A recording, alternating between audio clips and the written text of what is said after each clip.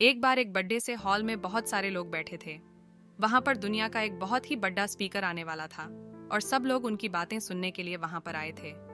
लगभग 10 मिनट के बाद वह स्पीकर स्टेज पर आ जाता है और वह बोलता है कि अगर आपने मेरी बात ठीक से सुन ली और समझ ली तो आपकी जिंदगी पूरी तरह से बदल जाएगी।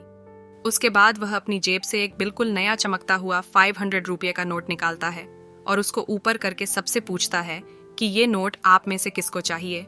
ये सुनते ही सब लोग अपने अपने हाथ ऊपर कर देते हैं। वह स्पीकर बोलता है कि ये नोट मैं आप में से किसी एक को दूंगा, लेकिन इसके लिए आपको थोड़ा वेट करना होगा। अब वह स्पीकर उस नोट को अपनी मुट्ठी में बंद कर लेता है और थोड़ी देर तक उसको मसलता है। अब उस नए नोट में सल पड़ी रिएच जाते हैं और वह थोड़ा पुराना सा दिखने लगता है और वह एक किनारे से थोड़ा फट भी जाता है। इसके बाद वह फिर उस नोट को ऊपर करके पूछता है, अब ये 500 का नोट किसको चाहिए। इस बार भी सभी लोग अपने हाथ ऊपर कर देते हैं। तब स्पीकर ने उस नोट को जमीन पर गिरा दिया और उस नोट पर 3-4 बार पैर रख दिया। इससे नोट और भी पुराना हो गया और उस पर थोड़ी मिट्टी भी लग गई थी। फिर उन्होंने उस नोट को ऊपर किया और पूछा कि अब बताओ, अब इस नोट को आप में से कौन लेना चाहता है। और इस बार फिर सब के सब ने अपने हाथ ऊपर कर दिए। स्पीकर अब नोट को फिर से नीचे जमीन पर गिरा देता है और उसके ऊपर कूद कूद कर उसको दोनों पैरों से रगड़ देता है और उसके ऊपर चाय भी गिरा देता है। अब नोट इतना गंदा हो जाता है कि उसको पहचानना भी मुश्किल होता है।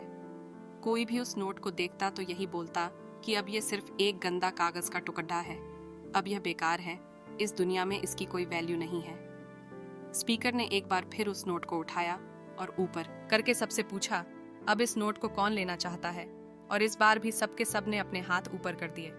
कितना भी गंदा पुराना मिट्टी में सना हुआ चाय का दाग लगा हुआ हो, लेकिन अभी भी वह 500 रुपये का नोट ही था।